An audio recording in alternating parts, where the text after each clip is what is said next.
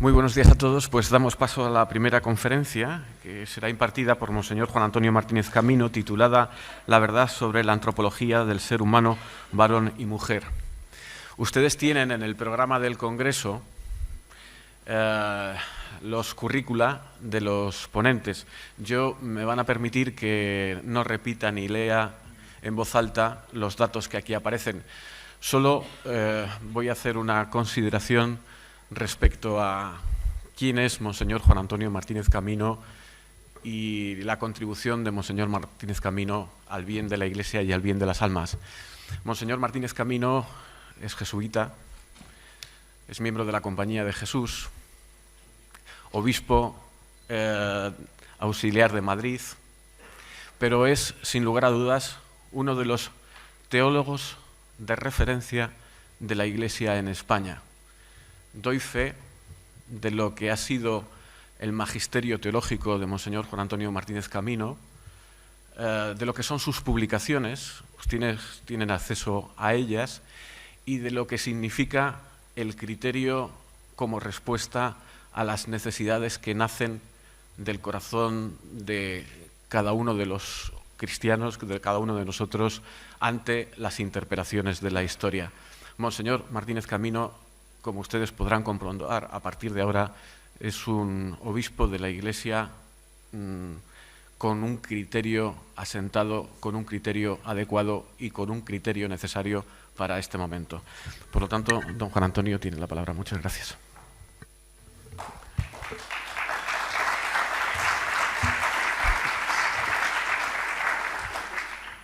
Señor Nuncio, señor Vicerrector, señores Presidente y Secretario General de Educacio Servanda, padres de familia, alumnos, profesores, señores y señores. Agradezco mucho a Educacio Servanda el inmerecido honor de tomar la palabra al comienzo de este congreso tan relevante.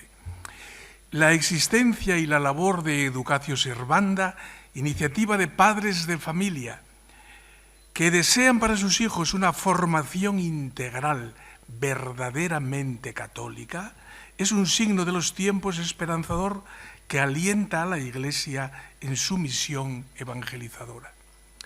Más si cabe cuando vuestra fundación acaba de ser reconocida por la Conferencia Episcopal como Asociación Católica. Mi más cordial enhorabuena, repetida esta mañana aquí, por este reconocimiento, pero sobre todo por lo que se reconoce. Si no, no habría reconocimiento. Es decir, por una labor emprendida y llevada adelante con tanta valentía como competencia y coherencia. Me habéis propuesto un tema de gran trascendencia, la verdad del ser humano, varón y mujer. No sé si seré capaz de desarrollarlo con la amplitud y profundidad que merece. Espero ofrecer al menos unas pinceladas que sugieran lo mucho que se juega con él para la educación y la felicidad de las personas y para la convivencia serena en una sociedad capaz de reconocer y de respetar y de promover al ser humano. La legislación española sobre el matrimonio y sobre la llamada identidad de género se inspira por completo en la ideología de género. Una ideología que niega que el ser humano exista como varón o mujer, de acuerdo con la diferencia antropológica básica de los sexos. Según esta errada filosofía, el ser humano no es varón ni mujer en razón de su naturaleza humana. Este binario, varón y mujer, sería más bien un mero episodio accidental de la triste historia del patriarcado, es decir, de la dominación histórica de los varones sobre las mujeres, que siendo ficciones accidentales, sin embargo, habrían actuado como tales, como varón y mujer, aunque negativamente. Para la ideología de género, el ser humano es sexualmente neutro. Y cada individuo sería solo lo que él desee ser, en una amplia gama de opciones de configuración de género, que no se reduce a elegir entre dos sexos, los cuales son propiamente inexistentes en cuanto tales. Por eso un ciudadano solo podría ser considerado legalmente varón o mujer si él lo decide así. Pero también podría decidir ser homo, trans, bi, no binario, etcétera, etcétera, según su propia elección. Iría contra los derechos de las personas el ser consideradas de una identidad de género diversa de la elegida por ellas. Tampoco los menores deberían ser obligados a considerarse niños o niñas en contra de su elección supuestamente libre.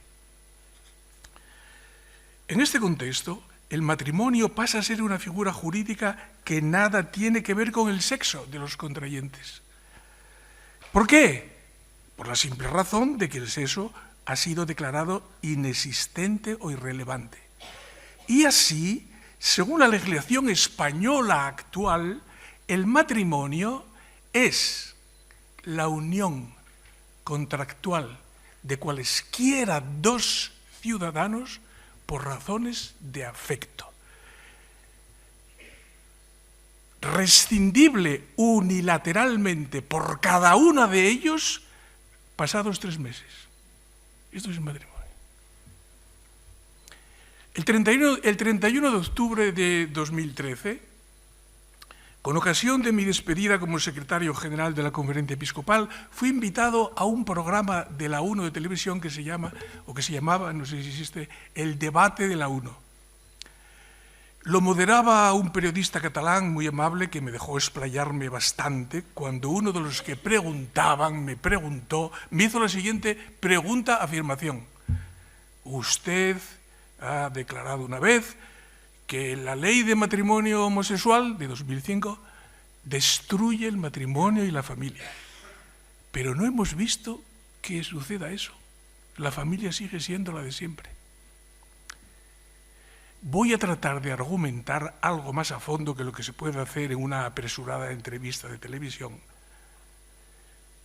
Lo que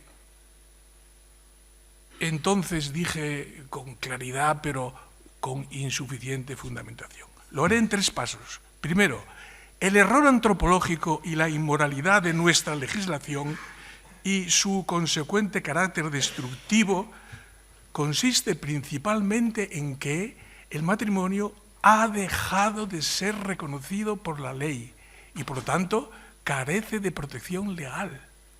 Sin embargo, cualquier marca de un producto vinícola o de agrario tiene protección legal. El matrimonio no la tiene.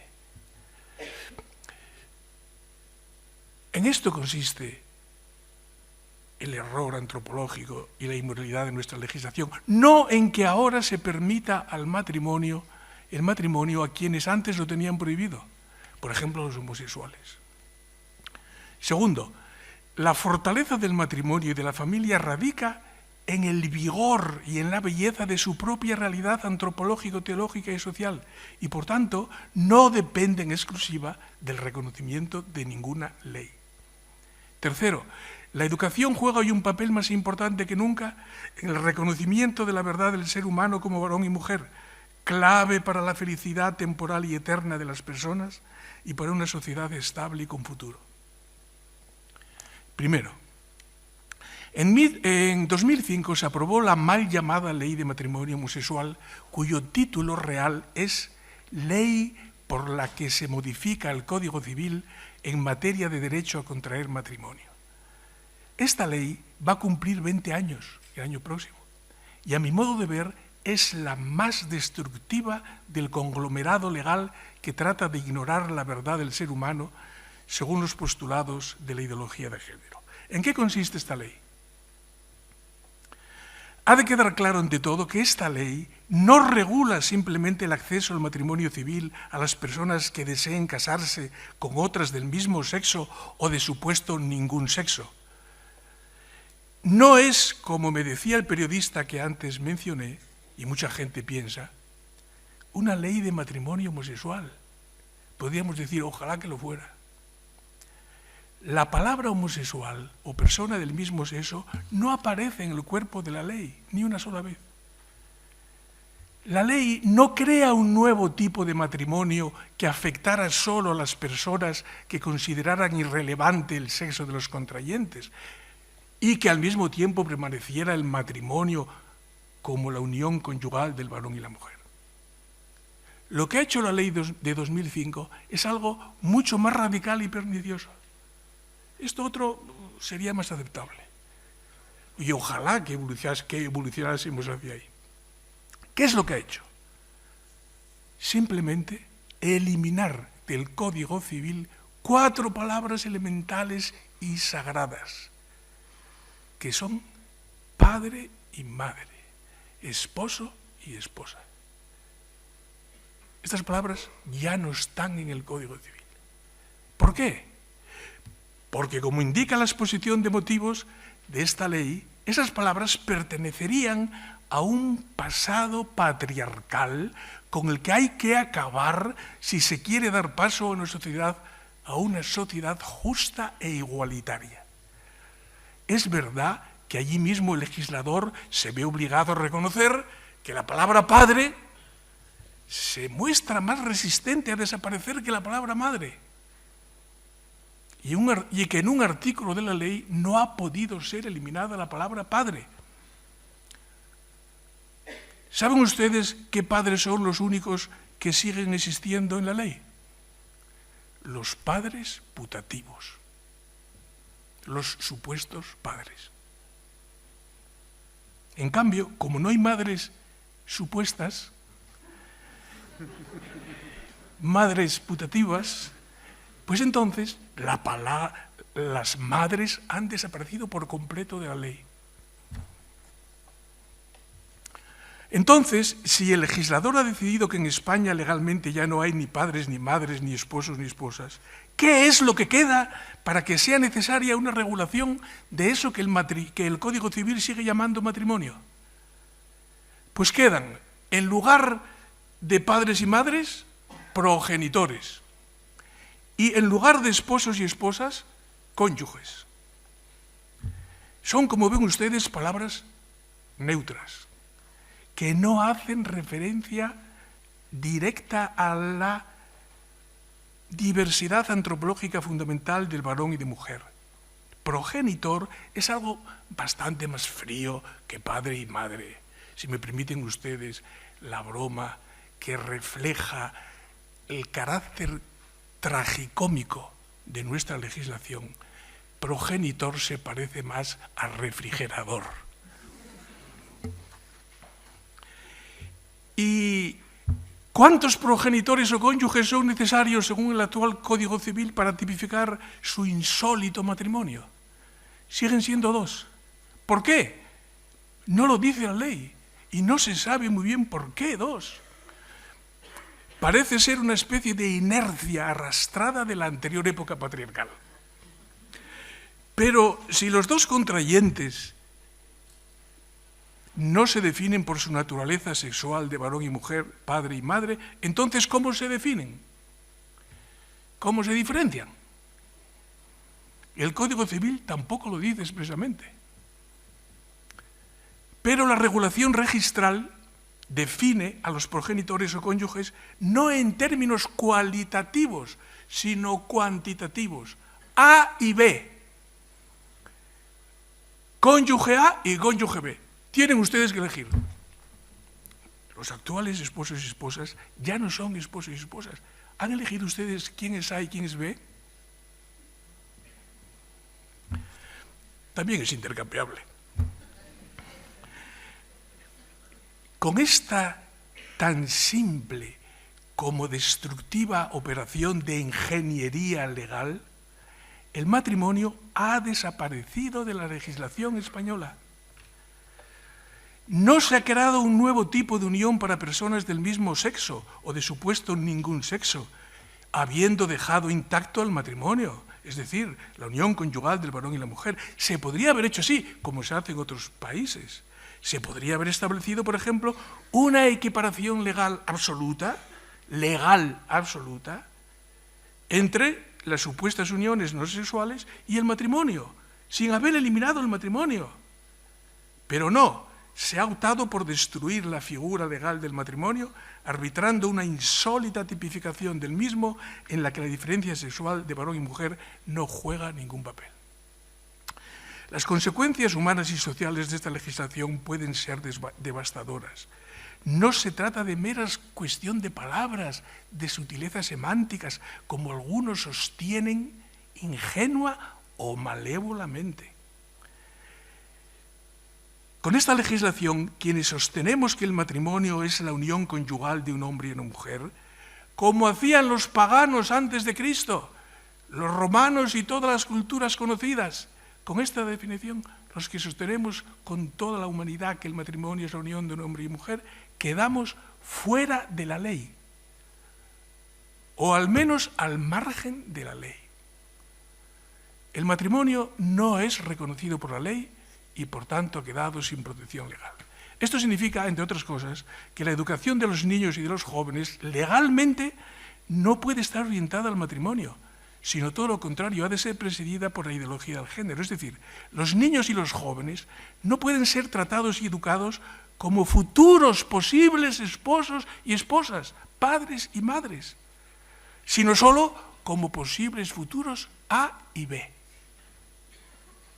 Esto es lo legal. Con la actual legislación sobre el matrimonio se les ha sustraído a todos los españoles el derecho a ser reconocidos y protegidos por la ley como esposo o esposa, padre y madre. Esto implica una involución cultural de unas consecuencias negativas difícilmente calculables que retrotrae a nuestra sociedad a situaciones prejurídicas anteriores a los logros del derecho romano. El reconocimiento y la protección legal del matrimonio y la familia han sido prácticamente destruidos, el reconocimiento legal destruidos en virtud de esta legislación. ¿Pero quiere decir esto que el matrimonio y la familia han sido destruidos en su realidad propia? Evidentemente no. No han sido destruidos, aunque están siendo muy gravemente maltratados y dañados. El matrimonio y la familia no pueden ser destruidos por ninguna ley, porque son una realidad humana, natural, de primer orden, anterior a cualquier ley positiva, de una belleza y de una solidez insuperables. Es necesario reconocer la naturaleza propia del matrimonio, basada en la naturaleza del ser humano, para apreciarla, para vivirla, para cuidarla, para educarla. Hoy más que nunca. Antes se daba por supuesto, casi se daba por supuesto. La belleza y la solidez del matrimonio. Segundo punto. La belleza y solidez del matrimonio y de la familia se basan, como digo, en la naturaleza del ser humano que una antropología adecuada reconoce y explica. ¿Qué nos dice la naturaleza humana? ¿Qué nos dice de la naturaleza humana la antropología cristiana que asume y ennoblece la antropología racional y perenne? La antropología debe abordar hoy, ante todo, la cuestión de la libertad. Me voy a centrar mucho en esto porque es una cuestión clave. La cuestión de la libertad. ¿En qué consiste la libertad humana? Esta es una pregunta fundamental, porque según se conciba qué sea la libertad, que merezca el calificativo de humana, entonces se pensará una cosa u otra sobre lo que se puede elegir o no elegir, hacer o no hacer. No todo lo que elegimos y hacemos, los hombres, merece el calificativo de humano. Aunque todo lo que hacen los tigres es tigresco. Pero todo lo que hacemos los humanos no es humano. La tesis según la cual el sexo de cada persona es una realidad básicamente indisponible, no elegible, que en cuanto tal no es objeto de elección, entiende que la libertad, siendo una nota determinante de la condición humana, somos libres. Sin embargo, va siempre ligada a la naturaleza del ser humano, es decir, no puede ser comprendida como un principio absoluto, carente de todo presupuesto y de todo contexto. Al contrario, la libertad no es el único punto de partida de la acción humana, de tal modo que pudiera ser entendida como el único criterio exclusivo de la humanidad de la acción humana. La libertad humana cuenta con lo que el hombre es. Se ejerce en el contexto del conjunto de la naturaleza de la persona. La libertad, como la persona misma, se sabe recibida y por lo tanto vinculada y por lo tanto obligada. Se sabe, esto es muy importante. El 22 de diciembre de 2011, Benedicto XVI pronunció en Berlín, ante el Parlamento de Alemania, un gran discurso, lleno de aplausos. Yo lo llevo en un CD en el coche alemán, llevo los aplausos y el contexto, el precioso alemán de Benedicto XVI. Y es como música. Uno de los muchos aplausos que cosechó en aquella ocasión fue el que siguió a las siguientes palabras, que les leo. Hay también una ecología humana. También el hombre tiene una naturaleza que ha de respetar y que no puede manipular a su antojo. El ser humano no es solo una libertad que se hace a sí misma, no es solo una libertad que se hace a sí misma. El hombre no se hace a sí mismo. El hombre es espíritu, voluntad, libertad, pero es también materia, esto de materia lo he metido yo aquí, es naturaleza. Y su voluntad es justa cuando respeta la naturaleza y la escucha y se recibe a sí mismo como quien es, alguien que no se ha hecho a sí mismo. Justamente así y solo así se realiza la verdadera libertad humana. En estas certeras palabras, el concepto de naturaleza juega un papel fundamental, como una especie de contrapunto, no de contradicción, sino de contrapunto con la libertad. Por eso el discurso de Benedicto XVI en Berlín fue aplaudido muchísimo por los ecologistas, por los verdes, un partido bastante fuerte, era bastante fuerte en Alemania. No tanto cuando introdujo el concepto de naturaleza humana, sino antes cuando criticó también este discurso, la unilateralidad de una razón científico-técnica basada solo en la voluntad de poder, que es la responsable de que se haya puesto en peligro el equilibrio ecológico de la biosfera. Se trata de la misma voluntad de poder y de hacer cualquier cosa que pone en peligro también el equilibrio del ecosistema humano, es decir, del matrimonio, de la familia, de la sociedad. El ser humano vive en un ecosistema.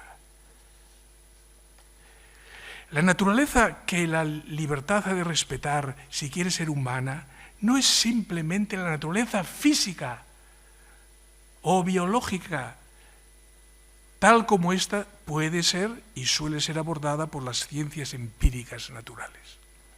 Esto es un malentendido, que dicen que la antropología cristiana es biologicista o naturalista, porque supuestamente pensaría que la naturaleza humana es la biología.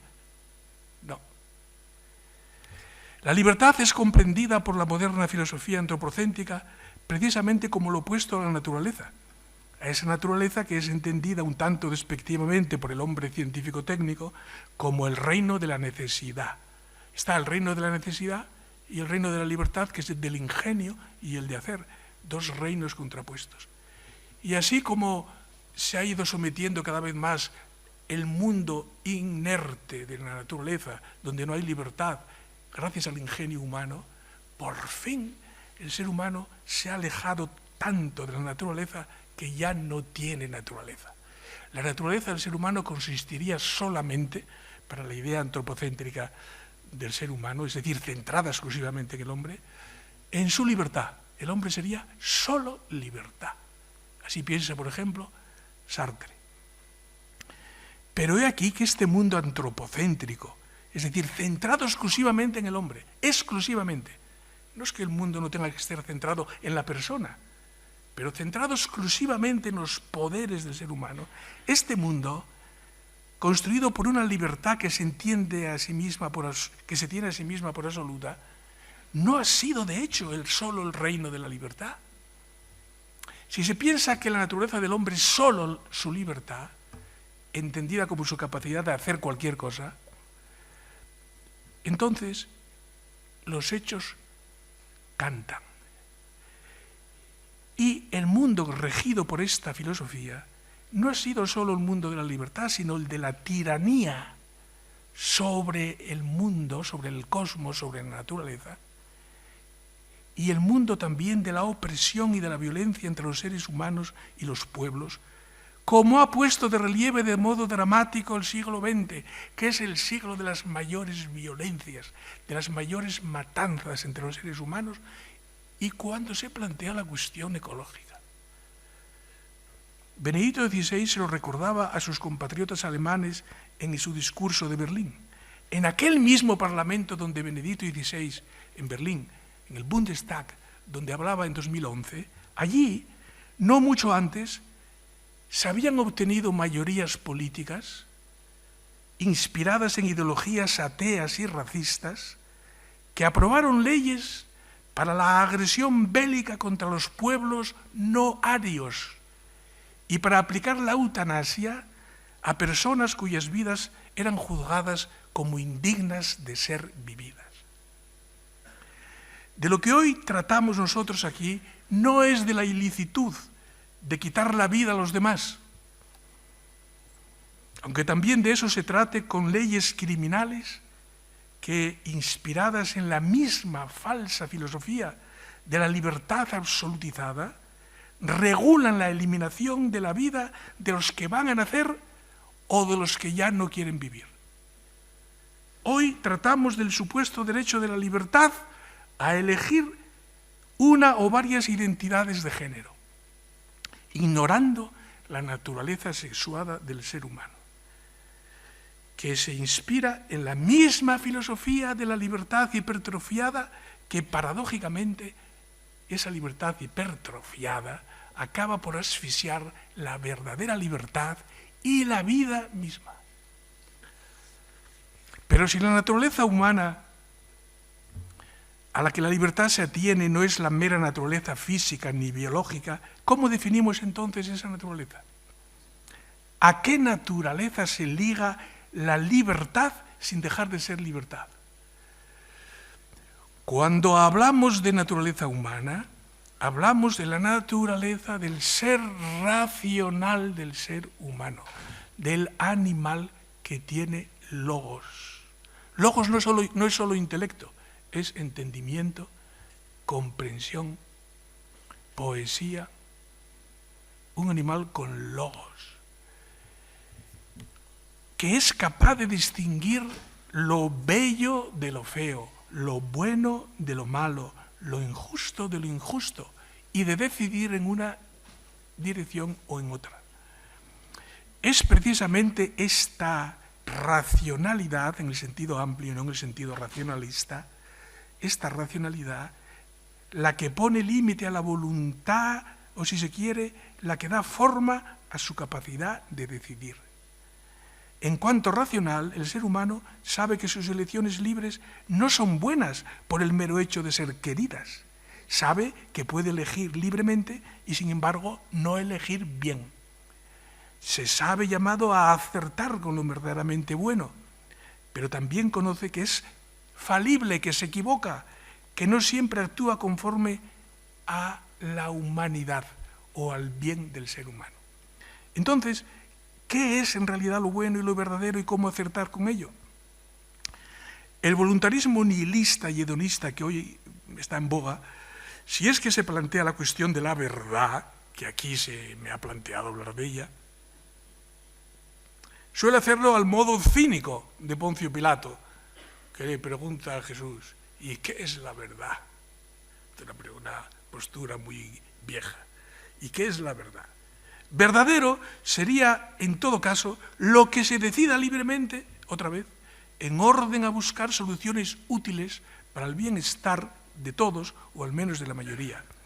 Por eso la verdad sería la decisión práctica resultante de las decisiones de las mayorías, o de todos, pero de todos difícilmente. Si decimos que podemos decidir nuestra identidad de género superando las supuestas constricciones, constreñimientos naturales y sociales del sexo, eso sería lo verdadero. Es cierto que este método de lo verdadero es lo consensuado o lo adoptado mayoritariamente.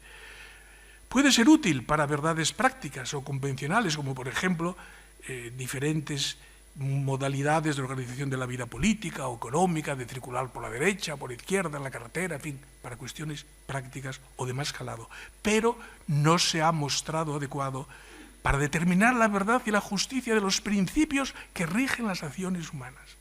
Por consensos o por mayorías, se han arbitrado soluciones injustas, como las que acabamos de recordar. Inhumanas.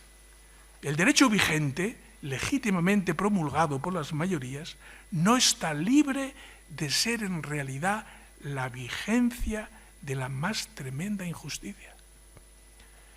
Es necesario buscar lo justo más allá de las meras decisiones y de las determinaciones libres. Si no, la razón sería igual que el poder. Pero en realidad ni la razón ni el derecho coinciden necesariamente con el poder de decidir, ni con la ley positiva. ¿Dónde buscar, pues, lo que es humano? Lo que es justo y bueno para el hombre se ha de buscar en la naturaleza humana. Ese es el lugar donde buscar y encontrar la verdad moral. Y ese lugar fue descubierto ya por los estoicos antes de Cristo. Y San Pablo, remite a lo que los estoicos sabían. Cuando en la carta a los Romanos, capítulo 2, versículo 14, escribe: cuando cumplen naturalmente las exigencias de la ley, los que no conocen la ley mosaica ni la ley de Cristo, cuando la cumplen naturalmente, ellos, aun sin tener ley, son para sí mismos ley. Muestran que tienen inscrita en sus corazones la exigencia de la ley, contando con el testimonio de su conciencia. ¿Y qué saben también los paganos por el testimonio de su corazón o de su conciencia? ¿Qué dice esa ley natural inscrita en el corazón humano?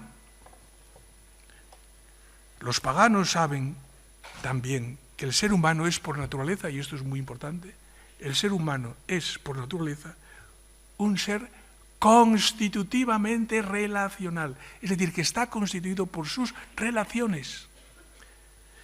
Saben que ni vienen de sí mismos, ni se deben principalmente a sí mismos. Esto lo sabe todo ser humano. Tú te has hecho a ti mismo. Saben que vienen de otro, con mayúscula, y de los otros. Saben que se deben al otro y a los otros. Conocen que su ser entero en cuerpo y alma, y aquí introducimos otros dos aspectos de la naturaleza humana, su ser entero en cuerpo y alma, y por tanto su misma capacidad de decidir, se conjuga con los referentes de su relación de origen y de convivencia, con el otro y con los otros. Saben también que negar esa alteridad constitutiva, esa relacionalidad constitutiva de la persona, actuando como si fueran individuos aislados, como si mi elección empezase solo en mí mismo, y yo decido como si no existiera nada. Esa autorreferencialidad es contradecir su propio ser y al cabo contradecir su libertad y su vida. La tradición cristiana sabe que ese otro divino, que todos los pueblos conocen de una manera o de otra, conocimiento natural de Dios, es decir, de que hay un origen de todos los orígenes, de que hay una incondicionalidad, porque yo quiero un amor sin condiciones. ¿Quién no quiere ser amado sin condiciones? Pues si quiere ser amado sin condiciones, tiene que existir lo incondicional. ¿Y eso qué es? El origen de los orígenes. Este es el conocimiento natural de Dios. La tradición cristiana sabe que ese otro divino al que nos debemos no es cualquier Dios. No es, por ejemplo, un ser tiránico, concebido a imagen del poder caprichoso de la voluntad humana, herida por el pecado. No es un Dios de esclavos.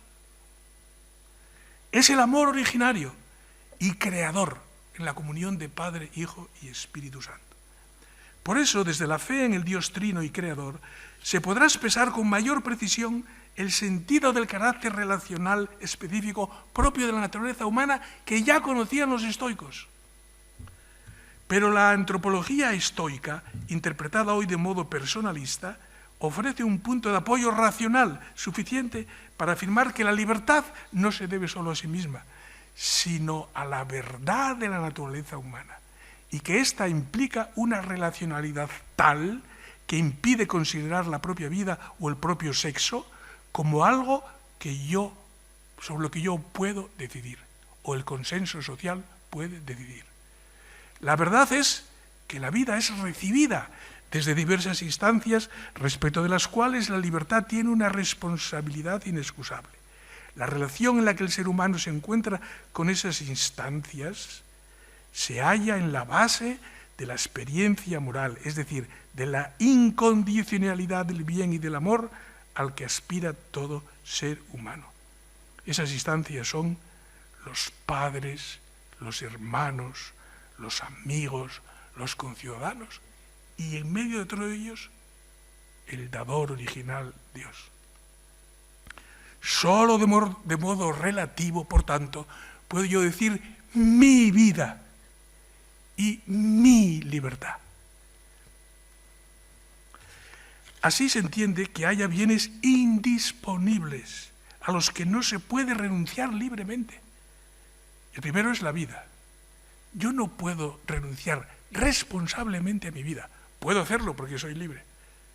Soy un tigre muy especial. Y puedo hacerlo.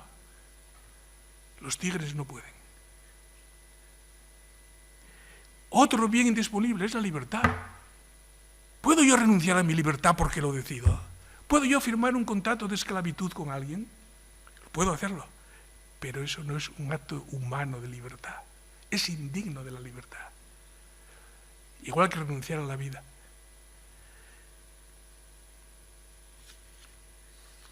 La identidad sexual es otro de esos bienes indisponibles que no están al arbitrio de una libertad concebida como capacidad absoluta de elección.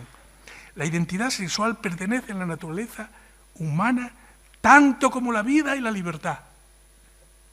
Solo una comprensión absolutizada y por tanto errónea de libertad puede pretender que la identidad sexual no sea más que un dato cultural negativamente condicionado por el patriarcalismo y que ha de ser superado por una identidad de género producto de una mera capacidad de decidir. Es verdad que hay usos sociales que condicionan los roles atribuidos a los sexos, y eso puede cambiar, y hay cosas que deben cambiar en los roles atribuidos a los sexos. Pero que los hombres existen normalmente solo como varón y mujer, eso es un elemento de la misma naturaleza de la persona humana. No puedo renunciar responsablemente a ser varón o mujer para pasar a moverme en el mundo artificialmente irreal de los deseos. La persona humana no es, como queda dicho, mera voluntad. No es solo espíritu, es también naturaleza. El ser humano es naturaleza ¿cómo? Como unidad sustancial de alma y cuerpo, espíritu y materia. Esto es único del ser humano. una unidad sustancial, no accidental. Mi cuerpo no es un accidente y mi espíritu tampoco.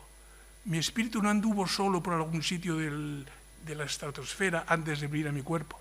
Solo existe el ser humano en la unidad inseparable de alma y cuerpo. No son dos piezas, el espíritu y la materia. Y por eso, el cuerpo es la visibilidad de la persona. No es algo a mi disposición, es la persona misma. Es parte fundamental de la persona misma.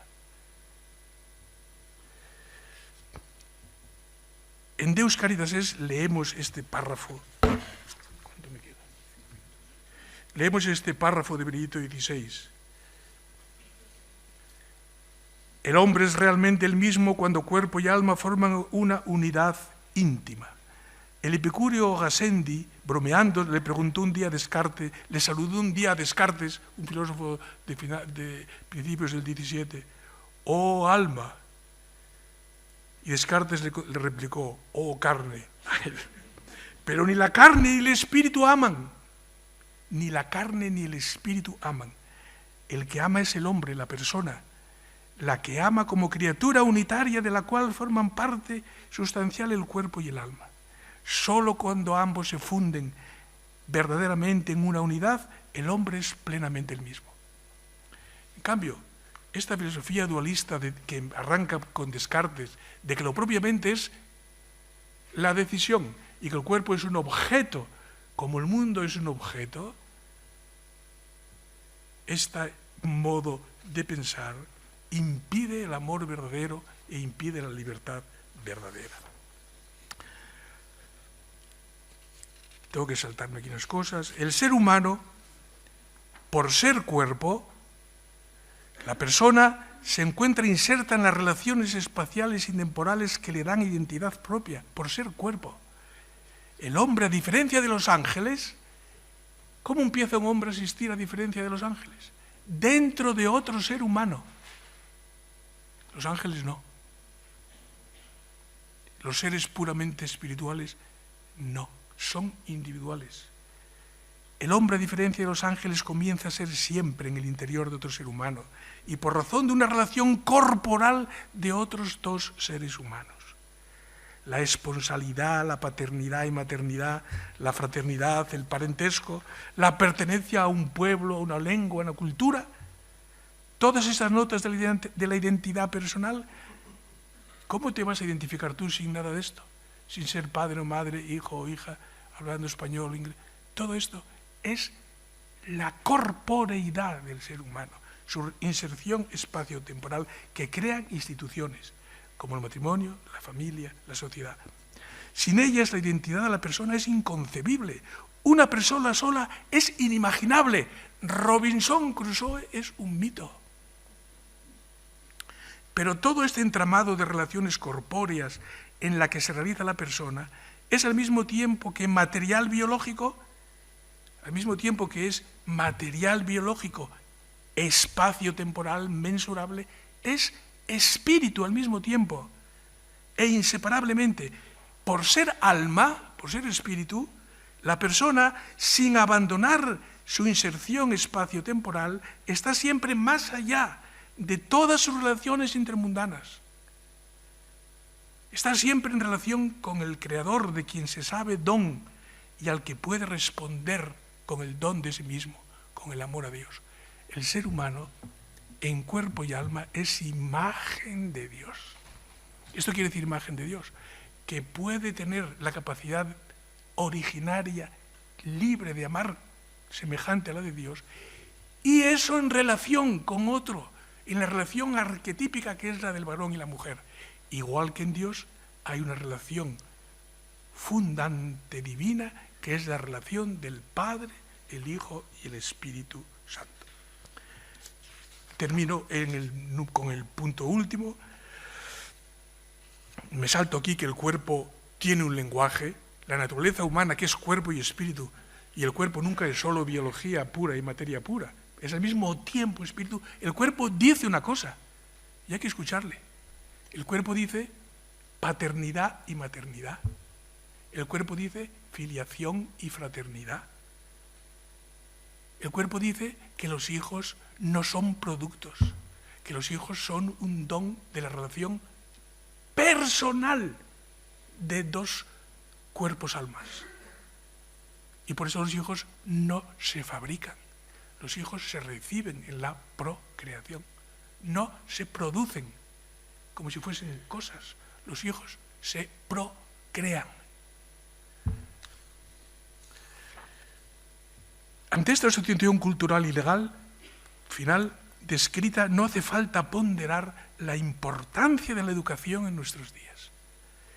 La educación siempre ha sido de gran relevancia para la Iglesia, lo ha recordado el señor Nuncio, pero hoy todavía los más. Todavía los más que nunca. Porque nada de esto se puede dar por supuesto. Lo más elemental de la identidad humana hay que comprenderla, entenderla y aceptarla, y cuidarla y transmitirla. Les termino con dos casos reales muy distintos que evocan la especial relevancia de la educación hoy en la escuela y en la familia, que han de colaborar entre sí la familia y la escuela respetando sus mutuas competencias y realidades. Primer caso, son casos reales los dos. Una niña de 6 años vuelve del colegio contándole a su madre que la profesora le ha dicho que se podrá casar con Verónica, que es una amiguita a la que quiere mucho. Y la madre, preocupada, trata de explicarle un poco cómo son las cosas. Al día siguiente, la niña regresa llorando y diciéndole a mamá, eres una mentirosa, porque la profesora me ha vuelto a explicar que sí podré casarme con Verónica y que tú no me has informado bien porque eres homófoba y patriarcalista. ¿Podrá esta madre tratar de defender legalmente la realidad de su hija como futura esposa, de un futuro posible esposo, y exigir a la maestra que deje de tratar de borrar de la cabecita de su hija los conceptos sagrados de esposo y esposa? No podrá. Porque los promotores de la actual legislación sobre el matrimonio en España le han quitado ese derecho. En cambio, si insiste en denunciar la tropelía de la profesora, a esa madre puede sucederle que alguien la denuncie pues, por homófoba o por incitación al odio. Pero nadie la podrá impedir educar a su hija con el ejemplo y con la palabra en su familia y en su casa. Con el ejemplo y la palabra. Segundo caso. Cito una homilía de San Juan Pablo II, el 11 de marzo de 2001. La anciana María Teresa Ferragut fue arrestada a los 83 años de edad junto con sus 4 hijas religiosas contemplativas. El 25 de octubre, tal día como ayer, el 25 de octubre de 1936, fiesta de Cristo Rey, pidió acompañar a sus hijas al martirio y ser ejecutada ella la última, para poder alentarlas así a morir por la fe.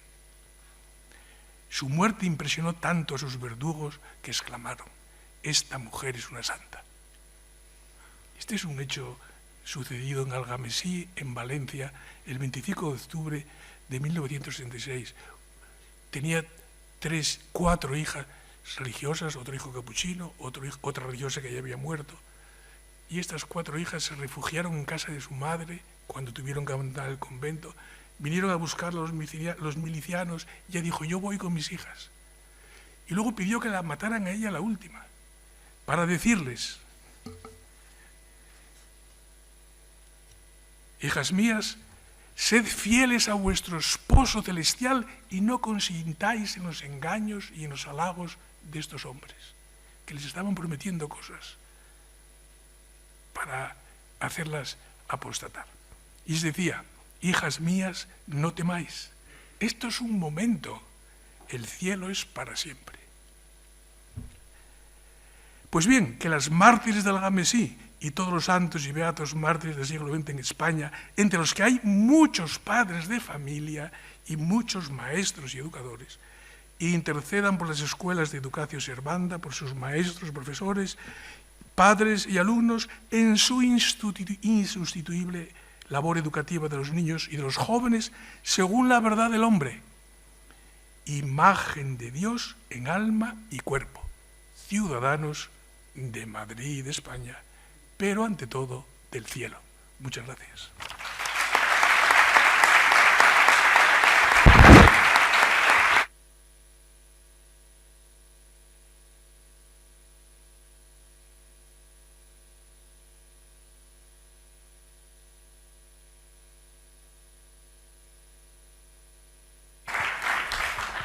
Pues muchas gracias. Agradecemos a Monseñor Martínez Camino la magnífica conferencia. No va a haber coloquio. Vamos al descanso y rogamos, por favor, que a las 12:15 en punto, comience la siguiente sesión. Muchas gracias.